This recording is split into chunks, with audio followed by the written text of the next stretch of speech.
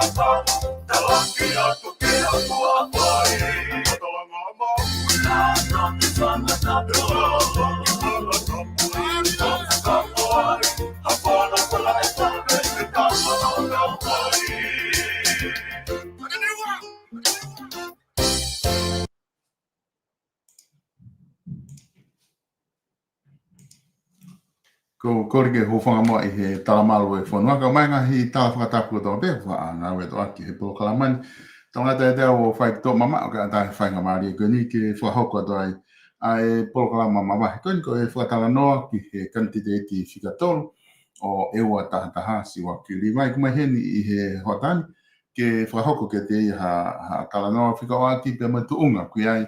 A e campaign ko e o tō whahoko ma fai la mo la ve pe kainga o ku whahoko e tau whiri he tō pure lulu ko ni o wikini talu e tau nofo mai mi ngai taimi o wakai mai ki ai ka koni ku tau wa o mai ki he wiki ko ia na e whai kia ngahi campaign mga hi ngau i malo ko ia e kau kantiteiti pe ko whiwhia polo kalamani ke tai lerei ki mo tōru ko tau pe mo kau mai mo ki mau pe a pe he whoke mo share tu pe tau polo kalamako i ngā e aunga apito ke mo whanongo ki ai ki ngā kai o kantiteiti ko ia na lava mai o kau mai mo ki tau i polo kalama. Taim te tau pe ko whiwhia ke u anga tatai lerei a si o kiwai i he hotan ke ma kau whatahe polo kalama. Siwa ki malo e tau mau e hoan pia malo e ngau e lahi mi e wana ko ilo te whoki ko e taimi ngau e lahi apitoini ke te ki motol i he campaigni mo ahi olo ki ngai wheitu u mo no malanga ke te ki nau tole ngai kawenga ko mo whia ma o ka mo whiwhia ke siwa whiwhia ke eua ki he hotan.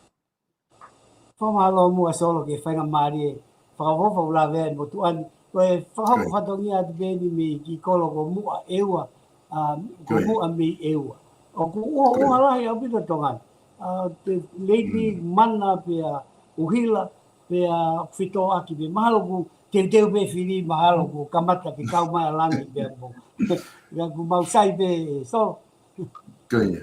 Ko ilo pe foka ka venga ku ke o mai ko taha nga ka venga fa fo apito ki ha eua fo o. Me ko to pe foka tau fe mau ke ai pe ki tau sai apito pe tau le nga me mo tua me nga mahedi ka ku wai pe tai mu tau ki fe mau ke ai ha me ki fo o mai pa ko sai fo ka venga o lo to ange ya e fa mata ko ko atu ka te ta o pe ki ai ka ki mo ke al ke ka venga ko lo ke ki e ka tu mo ka nga ko fili he to apule lulu o ku fea e wana he tau honge pensini, o ku e ala wesia, ai kakai ko ku ke ki ai he fili, i he nea o ke tua prelu he fili, he ne kai ki ha pensini, pe o ku mo kau pe motoro he ngahi tāpuaki, o he ngahi pausa ia he na o ke i whonu pe ia, ko e ngā ko e tuunga, pe ko e lahi ko e mea lere ku e wana. e solo malo pito ko fu concern lahi ka pau ku honge atonga e o ku lahi mana tu fa ofa ngahi motu aia tagu o ku fa no fa pensin pe e wania i he no molo lo tonga ko ai lahi pe ai pensini he dipen ko kia he uta mai he laka o toki pam tagu dai ko ku halai ko atonga aia ko e ko fa fu ko tokua a mauto pensini e toki ma umai ko aia ki tonga a hua no ai ko wi ka ha u ka malo e o si a ho ye ni ma pe via me ai pe toki lave mai ai a eua ai ko mau si si ma to ki ti sema e po fa o fa vito a tu ko ya ko tu ngai a bua ke nga he fonua ko to a fa no pena e tau e vakalolo ki no ka fa aneafi ko tite na ofenga ke tu faki holo ai ngahi pensini ko ya ko lolo ko ya ka ko tu te ai me vakata malo e to mo ya te ya o tu pe o ma o te fili kakapau e te alo kogiange e tunga koe pensini e siwaki ko ke pehe e ala fu e si ala he tau Filipe ku whainga maari e pe ngai whainga fili ki whamalesino ke ha tau kai ngā fili. Kono moni solo e ai e uesia. Koe uhi ngā whoki koe uha. Koe manatu koe pakumantu e whaiteria pe ka kaia pe nau fie hu ki tua o lue ki he whainga fili e ti peni pe mama o fefe tu ke ka mau how right e uesia he ko foi nga foka motu ni so ko foi fili taha ko fu me ama winga ka pau e te uesia haki to ho fulu pe to wa no ko fu uesia lahi au me pango pe ko a ke pau pare ma pe he ko ke na ka ke la loto hata ki ai ka kuinga ku wa ki ai ka tau sio pe ngai pe ko ha nga we fa ha ku ki ai tane a ke to por lulu ka ko e tu he tai ni ko e hange ko na ku kamata to e kamata anga ki ha e wa fo o ko lo de ke o atu ke te ko ki fo matala mo ko ha winga na ke filia e ka venga ko ni ko lo de no ko lo ka venga ko ni te ko ha na ke filia e ka venga fa o fa ko en ke hoko ia ko ka pasa ki ho peni ki fa ni malo pito solo ko na mama o fo ke ta ulahi o pito whakapaea i Amerika. Pea na e uhinga pe ku fōua mai ko e kore tokoni ange e wāhenga hake. Ki tokoni mai ki he kātoanga whamanatu tau whipnima e hik whanua mai a miwa ki he ni. Pea auai mo e nau kore ange ke o mai muha waka pāsese ke whamanatu ati e kātoanga i he wafi wato. Pea e uhinga pe whuki kore ange motuani e nā nau lawe i pea na i mea ngā urerei ko whahoko i Amerika, pe te ulawa o whahoko. Kia tupo e te whoki mai ko te pensioni, talu me wanoa, nā te whaiako whika ngā sipoti i Amerika. Ka koe e ku whoki mai e solo, o ko hau whoki o sio ke whanua, ko whia, ko hiki whanua, tau e nima ko hiri ki tau hongo fu. Aia ko whoki mai, ne whoki mai pe au ia, ke o matua o sio ka ko hau ko ki no fo kehe ia so e ku te kaurela tangata I whanua o eua o te sio te whakatonga ia o so ni ngai fie mau ma eua ngai mea a whanki mea whakalakalaka te alawa ki te sio ki he anga no fo pe a ku recognize ngai paropalema o fie mau e ke whakalelei I he wawe taha he ka ikaia e hoko atu ia o toi kovi ani. Pa tuke ngai fi mau a viviri ia ke langa fonua. E ka uhinga nau ki ha eua fo o. Utau ma ilo pesoni, o koe whainga urunganga lelei whakamotu pe ia. Ka koe fo i urunganga ni ko whaamu ke mauriri. Koe konga taha foki e soni whawhai koe ki ai a tōwhoro whola ke mau whiri whakapoto. E ko kei mālohi i motu ia ai whakawhamiri, ai whakasiasi, ai whakawhaha i. E kai tau ke whito ki e wani, e koe ongo matakari la lahi e ua. E kai tau pe matakari kau niwa, matakari kau e ua mutua. Ka neongo ku pere ngesi tō piki e solo, ka ku pau ke wei, ke te hau, o koe ngai mea anga maheni ia. Ko toki hawa e solo sio ke mea ke tauhi wā. E a te mā aki. Ka temi ni is not, o i keke nau whai mea koe kulelei ki he anga e nau tui, o ku mālohi ange a sio ki hema mo matau. Ka kou whaamu ke lawa ka kai o rea aki. Ka kou ilo ai uhinga e solo. He koe kau taki koe o whanua. Tau pe hepe koe kau whakafofonga. Ko nau tōru ia e solo nau pure i ai mānawa e kakai tapu moe au whanga. He koe ki i lepa mo ki paanga mo whakamonu mo lerei kotoa. O hange koe o si tapu moe au whanga. Hange koe ha whakalai e ka inga ke tonu pe. Nā loto mamahi e tama ku pure ki ho nau iwi whakafonua. Kai tu usi atu ia ki ua te kau ia. Tau hange ko whakawha ia. E kai ke lawa ke te mokalati mo oni. Ke nau lea ana nau loto. E ka ko whaamu ke furihi fui whakakau. E kono mo ni soro. O kei mālohi whakamatakari. E o kui loto ai whakasiasi mo whakawhamiri ka ko poini. O ku tau me whire taimi whiri. At the end of the day, ka kono uhinga ani so. He koe wāhenga pe koe, te koe matakari koe, e mālohi o hoko koe taki, ko nau tō rea te nau mau e monu. E kai whakaofa ta whaketa. Nai o si hoko pe ia, i he ongo taki koe ni o mau whi auhi, he koe ongo tāma pe ni na nau pure i e wani lolotonga, mo tēni ko osi. I he lolotonga, e ongo tangata pe ni ongo taki tuki mua pēno e wā. Koe whakafonga pureanga tamata, koe whakafonga wharearea tamata. Ta koe uinga ku whakaamu ke aha ari aki fo ouso e solo. He koe kai ke kauha tau mua ia a ongo tangata. O mo whakapaapa e solo ki ongo tangatani. E mālos e nā fua mai whatongi a lerei maa e ua.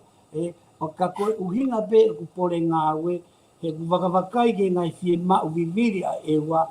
O i kai ke kau e a me ai a koe, aini ku hanga he motu anu whakamu mua, i he ena whakotūtū palani. He kutui e motu anu ia, o ku mua ke holoki a wahe. Ke tuk ke mau hoko pe o taha koe uhinga ia, o ku tau mua a kia e uonga taha. Ki au, o ku pe ke maulanga mautola e ua ia kalaisi, mua ia, kai toki langa aki koloa. Heke ke mau merino mātua langa aki koloa. Ka pai ke uaki mau. Koe uhinga e ko pehe koe ngai mea koe te ulawe ki ai muk taumua ngā ue solo. Ka ku o ilonga pehe takai e ngai kolo e wani. O ku fo oui. Ki mua pau toki lawe ko ku viso ne. Ka koe ku tari ea koe ki whihui. Uhinga koe ko pehe o ko hau au mo ngai fotutu o ku fo ou. Me heanga maheni koe ni mo tuunga koe pia e ua. E ko tui ka pau he kai ke ririu, ka pau mau ke mau hanga i ola fo ou a e ua. Ko pau ke tau ririu e fo ngā. E kai ke tau expect ha mea fo ou whai e mea tatau. Mau was mahino peke e vepo. Koe tū whunga e wā he mau wakai e tuka mau tolu mi tua. Ku kau whunga e wā ia i he ko ngahi whanua ke he, ko hapai tofi ua nā tolu. Ko wawa u tofi tolu. Ko tonga ia u tofi kongo furu. Ako eko e ua pe mo ni ua o kuna ke kakato pe. Fui whakafofonga pe taha. Ke ne whakafofonga i katoa mai a e ua me mui whanua koe. Ki he mui whanua taha. O a o mai e ke matawhanga koe wafu. Aia o kukeke pe heia ke kaua e ua mo ni ua he tofi ua. o mo taha pe mo whaafofonga ka ko te mau hoke ke utaki eke atu ka koe ke utaki whaaloloto mange i he paloparema koe ni kuke tala noa ke kuke lava o mā tātonu ngā ke te ki uhinga maria ke kakai ai uhinga kuke te heai o ku ke wakai e koe e paloparema a tata te whito mahina no fo ia mahina koe ngahi whonua ia pe o kei mau ia he ngahi whonua anko niua a koe na o kei mau pe eua ai nofo a whaapa tau hi wā ngahi matakari me ngahi whamiri pe neongo ai koe mea koe kuna uloto na tō ke pehe ka ulahi ange pe na whaapa te na whalongolongo pe kukuta pe ai mamahi koe ka pau kua mamahi e tiki nau tolu ko ngaha kuna toka e pe mo whaapa ai anga nofo ka kuka ke tau ki hanga moa o mai ang hena ke mensin poke ai pureanga ki mua ai ke taki ko ki mua te mo taki ko ni lolo tonga ko tu ka kato ai fo te mi fili e ua ka ke tau ki i whakaloto mange i whakakau ko ke hinga ki ai lo tonga e na hoko ko e whakafofonga pe toko taha ke ne maa e ua kotoa ka aku ai paloparema ke whatoka ngai ko ni ko ia malo piti so ko wakilave ki ho uhinga o koe whaka au kau e tau mo e motu an ke foki mai kakai o e wā tohi kakai e wā ni so he unau fu toko lahi e te nau me match be toko lahi na toi hapai ke lava ke ua e mau whakafofonga ka toi lahi e monu maa e ua ka ulahi ku ke o ia kumi ngā ue ki tonga tapu he wofi pe ka unau le sisita kehe tu kehe kau hiki ki muri ko teke e au ia he kempeni foki mai mua kau e wā le sisita whiri e ua pe unau o mai o whiri pe kai ke kuro e mau number ke mau lawa e lau mai foki kakaia me wawa o motonga ue nau ilo na tō pe palparema e wan ko mau tō pe e wani te mau ilo pe te ulawe loroto ki ai tapu mo e hao whanga ko ngongo i e kou whanonga e programa tom wha mo ni e solo na upuke pe ko mamae pe i toka i ke ua te ulawe ki foi palparema ke mahino ke kau whanongo e unau pe na tōruia o suka pe e ua ia e sio mai matu koe ke mau sio mau toki he lakana he puri anga o sto tong minista pa anga e ua ia pe maua anu toko ni paremia ka ku whetongi pe e ua e nau kau taki he koe ke ilo mai e kakai ke he ia e mau paloparema koe momona koe mau paloparema so o ku whakamatakari koe ne mālohi pe ta whaaki ku matakari koe kau niwa o ku nau whainga maari e anga koe whonga o ku ikai ke sai i he taimi koe tu malo ia e ta whaake taha o ku monu nau tolu kai whaka ofa ta whaake taha ka koe mea o kou whakatonga ngā iso o kou hao koe o sio pia koe kuonga ene lotu moe mama e solo kua mahino ia ke kakai toko lahi me he ongo matakari aia koe mautu koe taimi ni ko mawai o wahe tolu e taimi aia ku peheni o koe ni i o kei whakamatakari o ku nau kei tonganga e ta whaaki koe, mo ta whaaki koe e ua. Ko ku hau aku solo, mo e whakaamu koe ke mauonga taha. Pea ku iai e mihi toko lahia me he ono hongo matakari, ko nau tui nau tōruia, ke whakahoko nai mea koe ke mau taha ai. Pea koe ha e uhinga o ko pehe ai, o ku mawai wahe. Koe tuku pehe me he kautaki solo. He kapau, mana tui koe whatongia koe ni, Wito ke ia mo te hoko koe tamai ki o toki i whamiri. Pea koe tauhi koe ku te whai, mo malui o ku te whai, e foi whatongi ai o tamai i api solo. Ke te hoko koe provider, mo protector. Pea koe tauhi mo malui. Pea o ta tau pe e te tauhi e te whamiri, pea mohono malui. O ikai ke whakakehe i te tauhi whanau. Pea o hake ia ke whakafofonga koe o eua, wharearea, ke ne tauhi tatau, pea ne mo malu i tatau. Ke oua e whai hawhi ke. Aia o hau koe mo i wonga taha solo, ko toko lahi ka kaia a e wan, koe tau ene whitu solo, a hiki whanua mai, a kainga di waki heni. Pea o ki whakalongolongo pea, ka koe uhinga e wei e kakai, koe tuuni koe o mai me kautaki. He kapau e whaka ari mai e kautaki, ai ofa mo oni, mo ofa tatau, wahe tau, mo mea, e taha pe kakai, he usai pe kakai. Ka koe nau o mai koe whai tuuni, ko mau tolu pe no fo e wau mau ilo, koe kaulau mai a koe ki mei tu au, e nau ilo na tolu uke mau palopalema. Pe te uhanga whaloloto atu, nau lotua solo he tapolo kalama, ke ulanga ke palopale ma specifically ke whanonga mai ki ai di koe o whakanga whakapolitikare koe ke kau mai ki e wa angai mea o hoko koe i hene. Ka ki mua koe ke identify atu palopale ma ko loto solo ke osben pa forget ka koe ka whakamatala atu lewa ai foi vi sone pe koe foi tau mua ka kato koe mo uhinga e ku hao koe o whiri. Tui.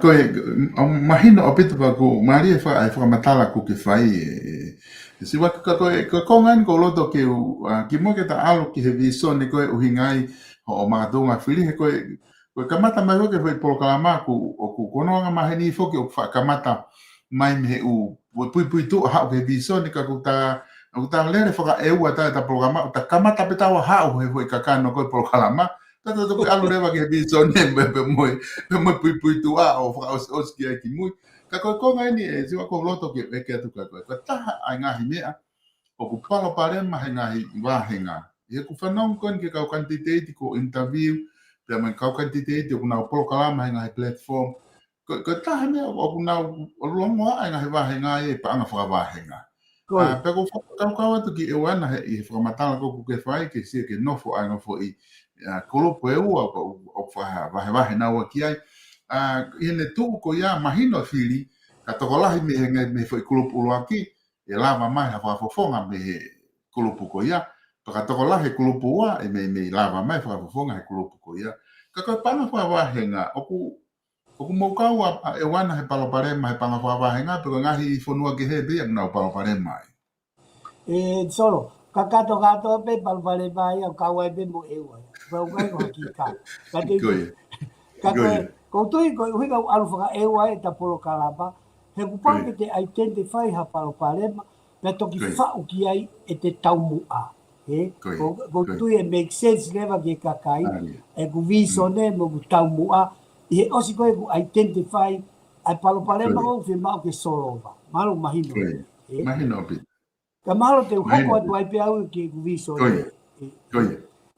Ko kundo solo na hawa me Amerika ko alu ko sio ko ke momento e tau sio he me ele ko tu si ke a eua mai pa na hawa ko e o hawa ko to ko ni ke ko le ana va hena ke na ka to ana pe au fai fo tu ko e ai ni ko ke me hawa fai fo tu ko e ke o mai hanga i koloa mo ngai le me Amerika ke langa aki whanua. Tau toki hawa o nofo mai ki he di e so.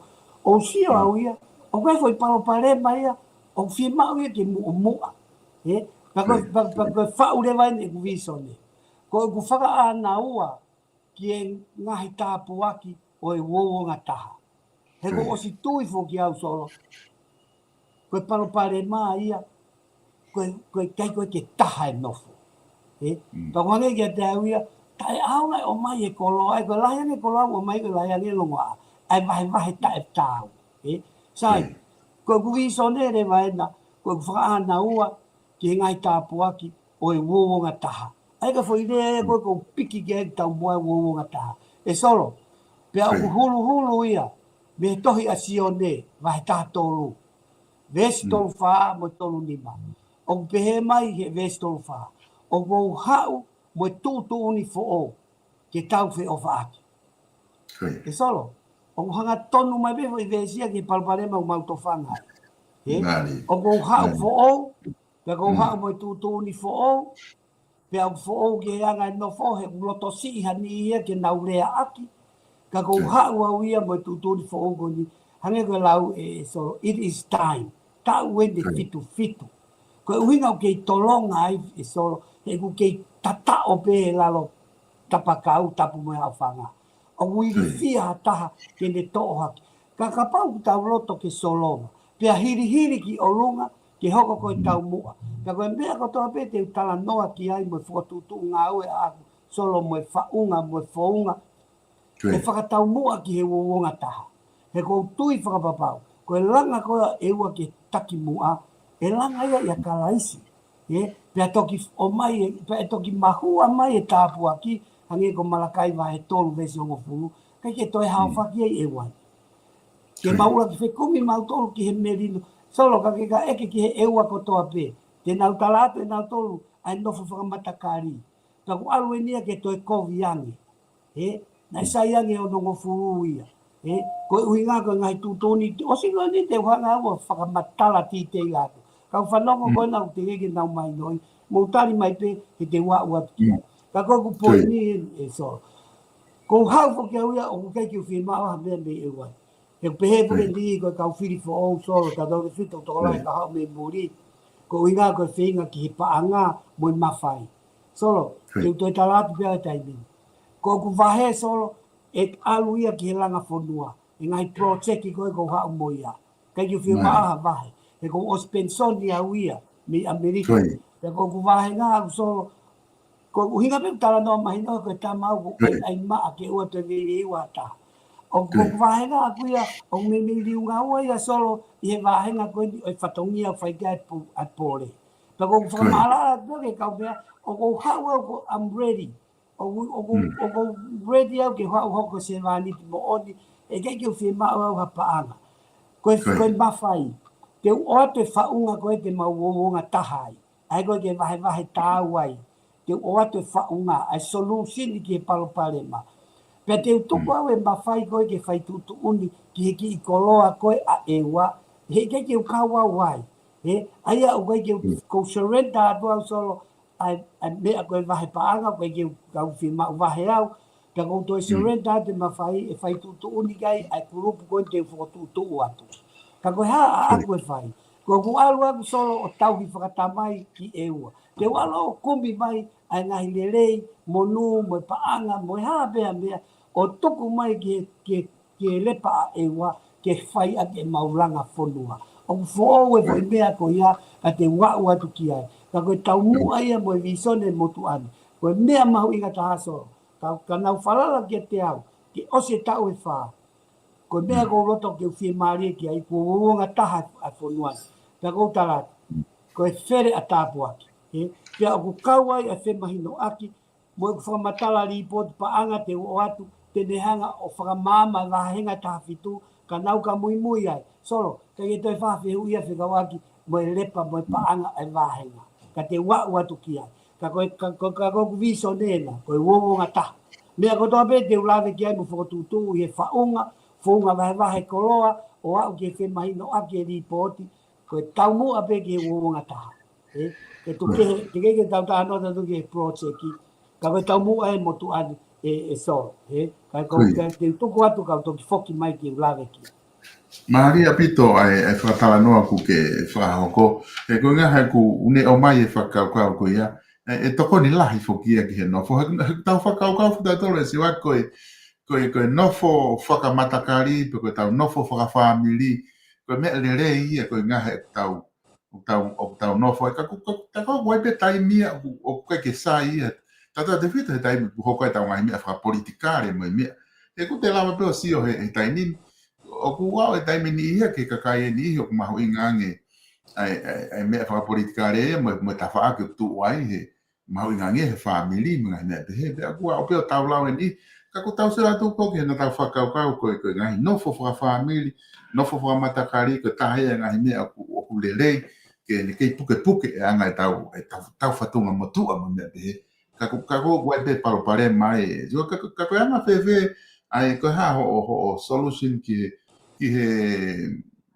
he wonga taha e lava whewhe o whakatahai. No whiwhia o whihui mai so. E koe fuke ni hiu pe mai, koe kua whai whekau koe. E ke hange koe koe solo waka whekau. E solo, nau whiwhia he whakapāsi fo i lao koe na koe ai lau lanu. Ilo taimi koe nai pāsi ai, nau pe oi awe. E tokoni e ki hanga nofo a ewa. He nai whakate whito whokia ki tonga tapu, ke minista pea tahaia, pea tanu pe halaia o e kau kabineti. Nata o si fau mai da tolu ai. Aia nai whenga ia ki ai, ke whai tutu ni o vai tāu. Pea nau whia au ia, he hau koe mea ko pe si, koe fwoi mea ni e tokoni ki ewa. Mamana tui fo koe whakawahenga ia. Ka koe within pe ki fwoi wahenga taha ewa, o hoko pe lau lanu ia ai. Ka koe mea ni nai hoko e soro. Ko uina ku pole ko ki hevi. Na pehea uia e ai hataha. Te nau hau. O recognize ko fu mea ko ya palpale ma e wani talu be ade fe. O ko ko be fo uia. But why is it that no one make it a point when the priority ai wonga taha. Pa ko ilo uia o whainga ta ko nga ko pole ai ko ki ai pa mo o mai e solution. Pero hawa o sio ki e wana pe hao e hao la nu pe hoko e wa e solo o tu pe la o e tafaki o tu e malo yang e pe la nu and let me break it down to you o hinga ka ko talatu solution e solo ko ne toki hoko mai pe ko ai faunga lolo tonga na ia e wa council ai ko ka ofisa kolo mo ko pule fa va o sto o e ki toa ko faunga ko lolo tonga na firi fo ope ai komiti pule ya eua pa ko tu ko e matakari de fa mole be paina o ko haisia ke kakai ko haisia ke ka fanongo politiki me tua ai ko ki dau ilo papale ma eua ko haisia ki lang pe te ule a ke totonu he te ulava o le ha ko ki firma wa ha paanga pe ko ha monu me taha pe te falai ki ataki he ko os foki me ya uia o pensoni pa ko os fie maria mononga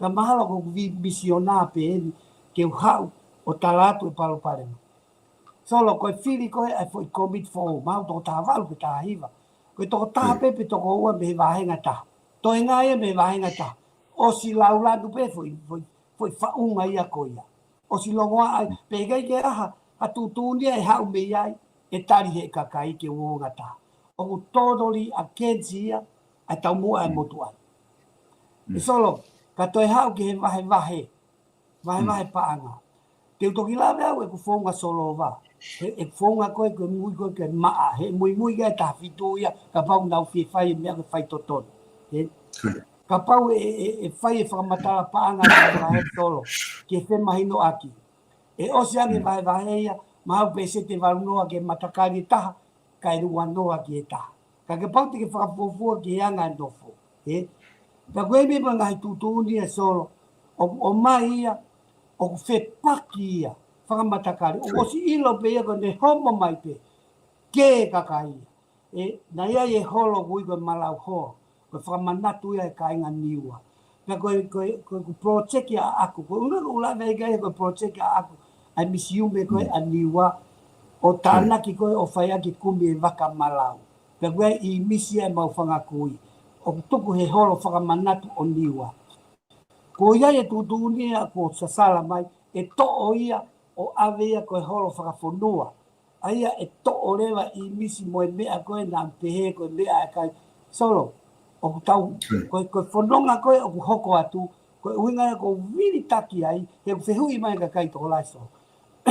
Ka pau ka hu mai masi koe ni, o ku i kai ke whima u vahe, ka koe ke whima u mawhai, ko foi mea e ua solo kapa ko fatongia ko ni e fafofonga farea rea o ta e vahe pe o kai ga na kaunga ke paanga vahe ko whakapapaua solo pese te hiva noa ka ufiri au ni e ki nau whio mai na tō pore ke fatongia ko pore ke fatongia he ko ilo o mahu inga hangi ke solova foi palopalema ko ni ko inga ko mau hako ko whanau mo whakamokopuna ke o e whakatolonga atu ai foi awae wahe koe ni kai whai moholoki he ka ikai e koviange ia ko talatu o si longoa ai kakai ia ka pau e ke teke mai ko whakamu pe ke tuku e foi whenga koe ke to e holo o ikai ke aia ko hai ku tonu ko hai ku hala o ku e sia e kakai e ke talia he kai ngandi waia ai foi mea ko ni solo ko o stala tonu mai mena to ka ke teke foi poini ko ni ke viri taki aki ha mea whakalao po ha mea whakauhinga e solo ko lao o whau he kakai whau he tangata ko hau ai loia whau he tangata o kulawa pe tangata o whakatonu hia i halaia tau si o tonu he drugs e ngahi aho ni ko lao pe o moa mahu inga ko konsenisi tau manato au ki ati akau ya moho polo kalama ko ti akau voko pe friend ko konsenis whaka o tua pe a lao mo oni e ko tau si o pe e puke mo e drugs o halaia o si halaia ia He ao e tua. Toi hau pe ka kai a tangata ia. O whakatonuhia e foi lea, foi spiriote, foi whakaua, foi se tesi. O haware pe ko tonuhia halaia ia. O ku korapu a tonga ia. Pea ku korapu mo e ua ia. He ka ko una ku tala tu. Ko e ngahi tūtu uti ko e ni. O i kai te whakatau mua ia ki he peace, pe ko melindo, pe ko e wonga taha. O whakatau mua ia ki he tau, tapu mo he awhanga. He ko kulea atu ko e ni, ko si lea mai ka kai ia. Ka hoko atu ngai tutuni ko e ni. Tuko e whakauhinga e koe ke toi tāria taha. O si mahino ke kainga koe mau whangakui, nai si o tā e si maa mo ulanga ai whare. E toki whakarerei ki mui. Koe ko alinga o ne kulahi o honoa mei tua uke nau ilo mau palpare mai e wani. Pa te utoki alu ke, koe konga pe na ia, koe lau lanu, mo e whokotu koe ni, o ku mau tofanga ai. O ku whai e longoa. Ka te utoi whakamanato atu whai konga koe ni e solo. Kua maama kakai, ai ko kakai ko tu whakataha mo ia solo. O i kai ko ha matakari pe ia taha. Ko fu konga lahi e mehe ongo matakari. O nau fie pou nau toruia ki he wonga taha. He koe tu koe teimini. Na o si whainga maari ka ko to repeat ya. Ka pau e te osko ni ko ulave ki he whonga koe o ko tui solo. Te mauonga taha, ke solution ni. O siko ni ke ulave ki ai. Ta koe kakai koe, o ku mau tui ki ai, e mahino ia heni solo pe, lava ia pe ikai, ka ko e vis ko iai e kakai ko mama, ke teke fo ia e ko ia. Hena e merino pe kakai ia he masiva e solo. O ku sayang e te pire ia koe kai hamu, kai te ofani, he te pire mahu tokua, ko whakari ari mai e ngai koroa mamani, ke no aunga. He koe lahi ange koloa ko o mai ki e wā e solo kai kei whai whikei kei. Koe lahi ange e whikei kei. He ko hao no uhinga. He tae maua a hono vai vai. Ka se whoki atu ka koe ka utoki hanga o ate momona pe koe solution o palo parema koe ni o to whanga ea ewa. Ke whi ilo pe whoki e se wangi koe ne tō koe ni ka kau ka palo parema koe ni ku ke tala noa ki ai koe whi palo parema. Tau pe heka whi kulupu e ua, kulupu koe. Ko hana tuku fuoroa ai e he ka whafofonga ka kai ke ala ki ai hataha. Kai tuku fuoroa e whepawapare ma ke mo whanonga mai o whea mai mo ia. O whaiha mana wasi i na whaiwhai ko te hanga o ala ke he ko tu te mahala te he taime ta. Ko inu ko ke ala ke whepawapare ma ko mea pe e ua whoki ala hoko ai. Ko no, ko fia ka kai ia hano solowa pawapare ma panau awe ko ki whalearea. Te ko na uloto mamahi na tolo hono ai ke ilo te pawapare ma pe ke na wala na do to whiri koe. Ka ko loto lahi te whoki ke ala. Ka ko hana tuku fuoroa ai e siwa. Ko tuku fuoroa e solo he kuloto si i kakaia ke nau asi. Ka koe hau whoki o ku mei o kai whoke di ia o ku whamalo mai ka siwa whamalo ho loto lahi. Ke ki hau o whakapaki o ala ki ai. He ku pere ngesi. He ko mahina whoki koe mea hau koe tāpalasia kita. Naka pakua ki motu a pe au o kou whakawharara ki hoku wāhenga mo ngā au e koe ke toi ai haku mawhai ki pānga whakawāhenga. Ko pau ke whakaolo a wia ki hawhaunga koe ke mau ai e ku whiri ke tō ki loto. Ko hau very risky hange ko ho lawe. He hoko ia ke whihi amani e ku wala ki ai. Ka ku mahu inga nge totonu mo whai totonu ki au e solo. Ia be ka whamaro mai toko lahi koe ko nau tui ke tau mua i he kuala ki ai ko uinga unau tala mai pia ka kai ke hoko ki loto ka elisi ko ke wei ke whakamama ka kai ko hoko ia koe mea tala noa i he kau whaikawa pia mo whanua e taimini pia ko he koe vestolu ni maa whakapipiki at koe vestolu wha ko hau mai tutuni fo o ki tau whi ofa aki o ku whakamatala ai ko fonga pe ta te tau hoko ai ko a konga kalaisi o ka pau te tau fi ofa aki ka ko faka o tua pe fokia ki ofa ke kaunga pe ko talang ko ai ifo e te fie he vahenga ku te kau ai ku te mau e kita taki pa ku te tau mau e monu i he te ilo whakapapau o ku whaka ofa e kaunga api koe o ku kai ke nau lawe monu Aia e pehe ai pe. Ko ku hau a kuia. Ka nau toi ka te au. Ko mea koe te ke kai ai a ewa kato. Ko foi mea ko ku hau ke vete. Pa ku hange koe lau. Ko toko ke au finima eiki. Ko ha ene fai tu uni. Ko mea e hoko ka at least ko loto lahi. Ke hoa o whakapā ke foi mea heka i kai. E solo, ko hange koe mau ete koe ia Excel. O inga, ke oa pe ke ai hake, ko ne ai hake pe e hoko ko tak no fo pe no ki turiki. Ko hau ko no whakapā ki solo. Ko o si ai e fu kakai, ai ni ko talatu. O ku ikai ke toi whakamatakaria. Ko nau mau e mama whiunga, ke nau ilo, o ku mau inga ange fo i mea koe na.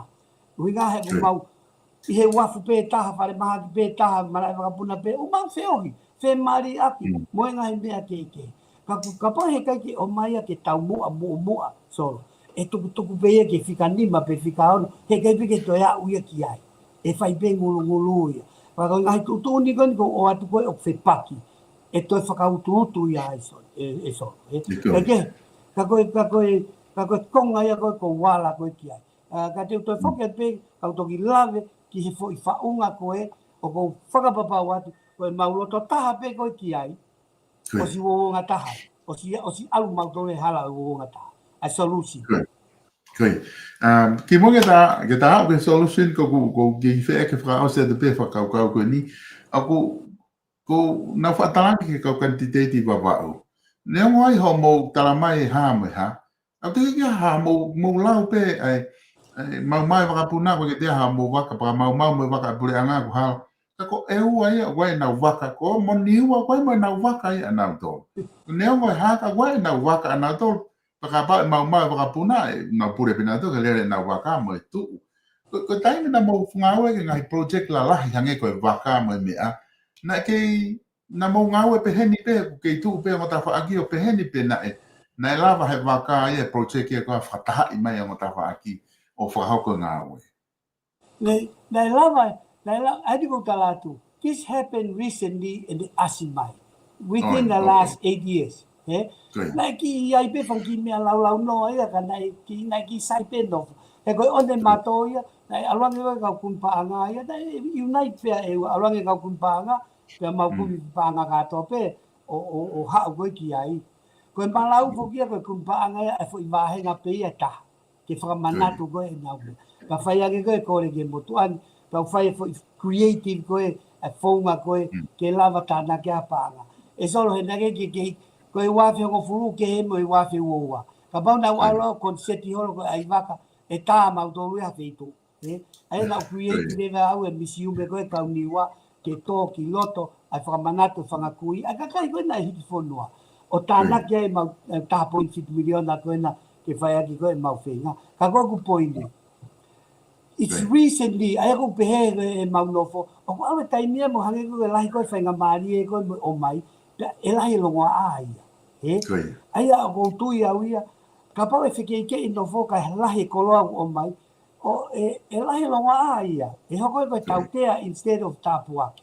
Ka pau e whi o whani, ka o mai haki i koloa, si i pea pe lahi, ka whi koe, e whai e tapuaki e pe tupulaki. He ke mo ke uloto au ke maulanga a ewa ke mautaki mua he mea kotoa whakapaanga, whakamamani. No, ke maulanga mautoa e wholofola o whakakalaisi, kai toki mahua mai tāpuaki, o whakatatau ke ngai mea kou teuteu, mai mea o teuteu e kau whakafonga ke he, e ngai koloa whakamamani, ka maulaki whekumi ki a kalaisi.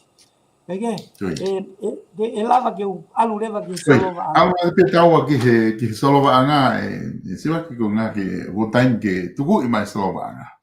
Ki io, hange ko mea nau lawe ki ai. He koe tūtū ni koe o mai he taimini ki komiti koe ni nai whotūtū o whakapala taha i.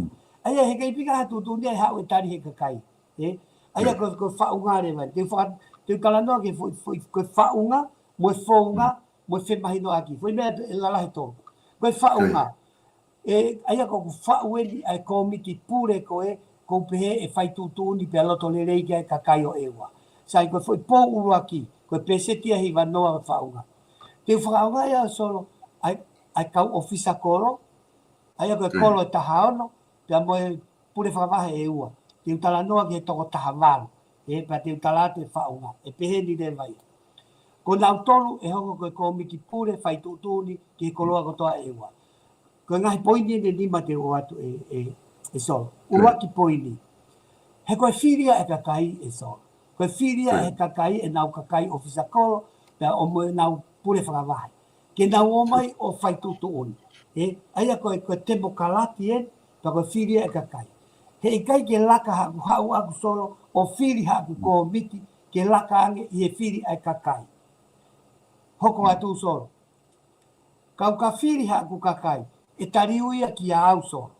He kei ke te, koe kakai koe ni ofisa kolo, o tariuia ki he kakai. Pea koe kakai koe ni ke nau whai tutu ni solo, o whimau ke kakato ai poto ia tolo. Poto whakaata mai, poto whakapoto poto whakalau maari. E solo, ka pau ke toko taha walu koe ni, e kakato angi ia ai, i ha taha. Peko wau, peko ha taha. Ke ha, sai, o koe rewe whihu i e taha solo, pehe. Io, kau tae whiunga e fo i toko taha walu. He koe uinga, he koe kolo e fitu mei he, kolo hiva mei he. Ai koe taim pāloti, e mālohi mau pe, e kolo ia hiva. E solo, o solo vai e au. Tāna ke, ai fo i voti e ua ke kolo e fitu, ke hiva mo ia.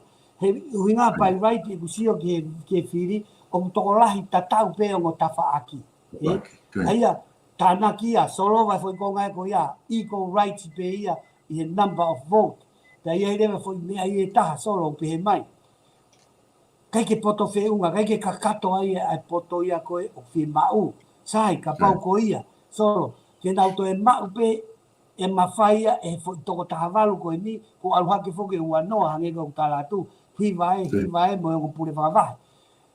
Ke nauto e mau pe mawhai solo, ke nauto e tānaki mai hani ihi, o nau pe he, ke whakakakato e poto e tolu ne ulawe ki ai, i he foi komiti koe. He koe hono uhigai solo. Ndeo ka whiri mai e kau whafofonga toko ua ono.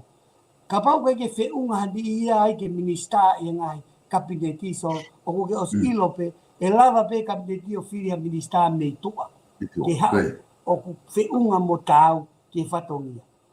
Ka ke the end of the day so, o ku kei whiri pe he komiti pure loto o e kakai, ai whoko tuu koe. Pe ene tuu koe ia e solo, o ku whaingo fua ke tari, e he ongo tafa aki, ha fo i mea koe tuu ni ko pāsi mai manau tolu, o au ke vahe o ki i kolo, o ki se eliti. He koe hana uhinga, he koe ko kakai ni na e whiri e he kakai. Pea o i kai ke u interfere au, mone laua e lau. Kai ke u interfere au ia, ke u whai tutuuni ki he repa. He? Pea ko ku point, he ka pau e te u toki alo au whaarea, te u kore au ia. Ke o mai pa anga wahenga ia ki he kurupu koe ni. Ko ilo uhinga ko whaalalai me pua ki atu ai kōsirio. He ku ua ai kōsirio ia e wā taimi. Original kōsirio, mo kōsirio koe ni na e toki whiri. He, aia, e confuse e kakai ia. Aia te ui rewa e au ia, koe komiti pure ia. Ka toki hoko ia, ha tuku, he eliminate ko, o mea koe, ka lava ke hingoa tatau. Ka koku poini. Koe tūtūni ko ia, oku osi tonu ke tari he kakai, he oku osi iai e kakai na nau whiri. Pea koe tūtūni tau potu taha ia, he ki ka tūtūni ai, pese te au. But it's most likely to be accepted by the people than a committee that is one-sided. Malo mahino, ai koe foi pou urakia. Koe ngo ki pou koe te ulawe kia. Ki pou whika ua, koe toki whiri rewa he komiti ko ia solo, a ki tauhi paanga. A kau tama koe ala rau e paanga mo ilo koe ke paanga. Pea kui ai whungi whotutu, kau rotu mōni, koe kau whai totonu. Ka aku whiri pea tariui ki he komiti koe. E solo koe foi pou whika tolu, koe foi pou whooi de ta. He koe konga lahia e wāke a tonga niso. O kui au e ki kurupu koe a solo, koe kau ātita whakaloto whare. Aia e solo kuke os ilo, koe foi mea koe wāke ai a tonga ni, he koe foi mea ni ko hau o whipaki moia. O kunau pehe to kua solo, e toki ātita i he osi tau, whakatau. E solo, koe kau ātita koe kina ana to kumia whaihala. They're not looking for fraud. They matching anga hi pepari poti, only what is on paper. o ia me ia o si fu I be fai hala ia e professional e kau ka ia tai min e kau hai panke muri mo kau o na way ahead ya na do ia I na mea e mana tu ko lao ia e o se te tau e fia pe toki a memi con istuto I lo kau lo ia they always 5 step ahead of the game ke ka ko poini ko ki kombiti ko ia te de solo vai be la hi longa he ko ke tare va nga ia ki o se tau pe toki fa ma opo ba te nau to ku ke toki ha ta mai de ki ilo beta o si o pe ba ke de fai ko a fanga tuku ko a ko via nga to ngani so o ina me fa fala ki atita fa ta ta ko ki atita fa lo to fare ko in ko tala ke nau fu ia aki me ko to pe ke fa matala mo de ai ko no fale ai ko ki tau pa nga Eye from the sky don't lie. Matu ko hinga na fai to nu to ko a fio mai Milan. Ilo ki kau spy ko ni eye from the sky don't lie. Ko si of Milan si of me mama. Ke ana ifangi faka more ko ha mo kai ai fu tinda ko na kau fata na to ngia ni manoa. To ku ia faka vale ia. Ko ki ko mitia de faka tonu hala fonoa. Ko ka kato fo ipo e tolu ko ia so faka osi ko ni. Te tau maua I e whemahino aki. He koe hae uhinga umau inga e whemahino aki. He koe uhinga longa e whanki kolomo ka kai so. He keka na whakafofonga he komiti pule. Ka koe tuku koe ni, o ku whakafofonga o fisa kolo ko toa ai. Te nau lava foki ke kolo, o whakamatala e uhinga na e whakapasi ai e moe, o lava ke nau whemahino aki. Pea foki mai lewa moere o I kakai, o whakahu mai ki.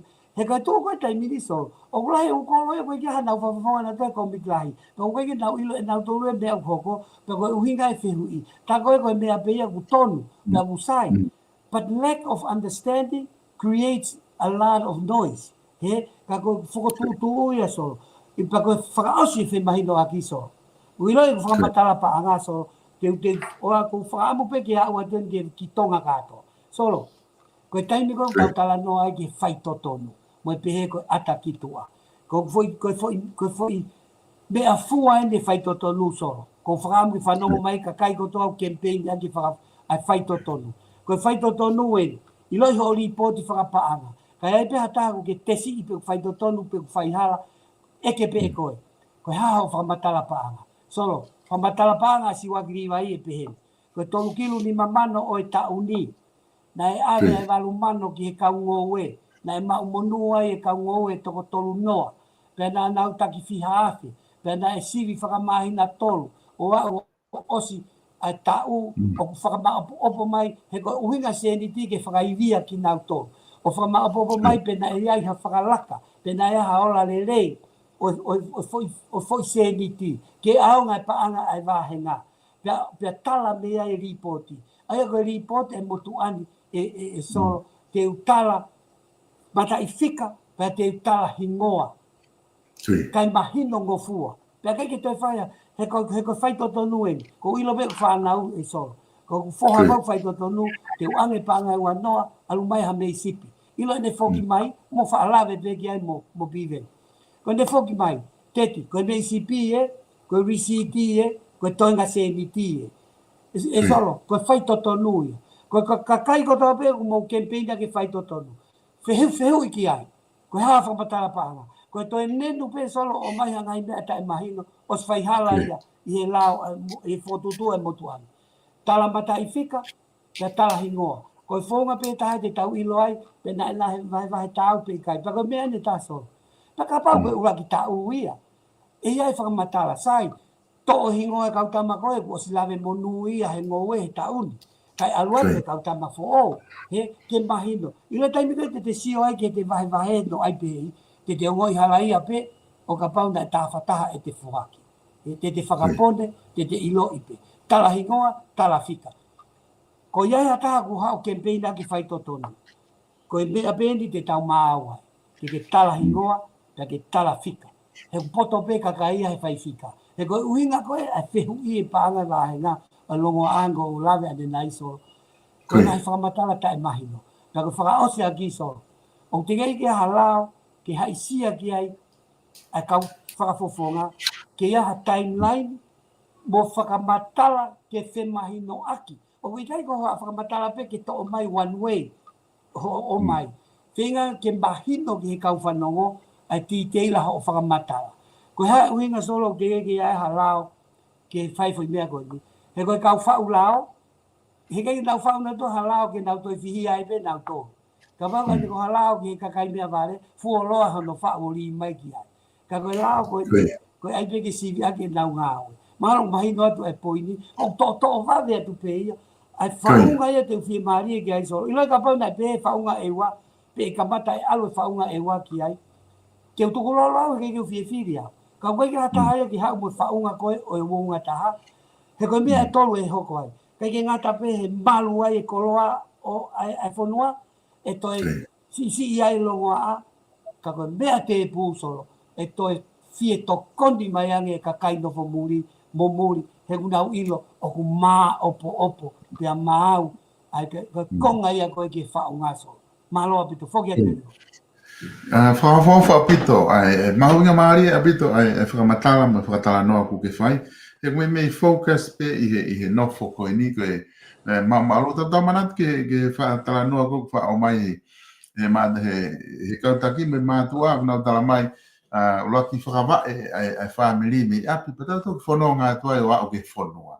Ka kuhange koe koe whamatala ku ke whai ke whakawae me nofo i eua. Ka toki lava o tari ui mo tafe lele ia turewa toenga.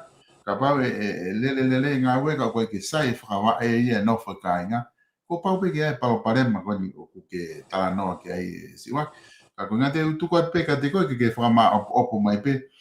Ta polokalama ka pau ku aha mea ku tigai ke taomia, tigai ke lawa ke omai, o ku ke tola pe ta taimi pe ta milite ni ma pe fia ka ku tuka pe ka te koe na waha mea ke loto ke whakakakato ke ta polokalama pa ta toki mawahe ahoni. Malo pito e solo, io ai hane ko moni fuko lani. Ko mau koe ai wo ngataha koe a solo. O kai fuke pule angalalahi e ua te ulave ke. Ko ewa no fo ewa, mo ewa no fo muri. E solo, ko mau nofo koe muri, o mau o sisio mai me iai ki e tae maua e wani. Ko ne mau koe ni, aia koe ku kore koe ha mea ke whaia ke tauhi, koe kore anga mahi ni foki solo koe kore ke pure anga. Ai fu mea ai nio o si hala papa pe ia, o si mahino, mea kotoa pe ulere he pure anga kotoa, koe hanga pe taha fitu ki he tafe me pure anga. Ke toi tāna ki mai ai le volo e ua fo ou e solo. Koe le volo fika ua, koe kakai e ua nofo muri. Mau fu tolahi au pito mau tolu i. Ka kone mau e whaunga. I forewa e mau fie tokoni mai. Pea e kurahi mo ngai whotutu uia ke whakamawhanai e mau e ua tei koe i muri koe tānaki mai pe ia ki tānaki ki e ua. Koe le volo fika tolu solo. Koe mau ngai connection koe o e network koe a mau tolu. Ai ni koe nofo muri.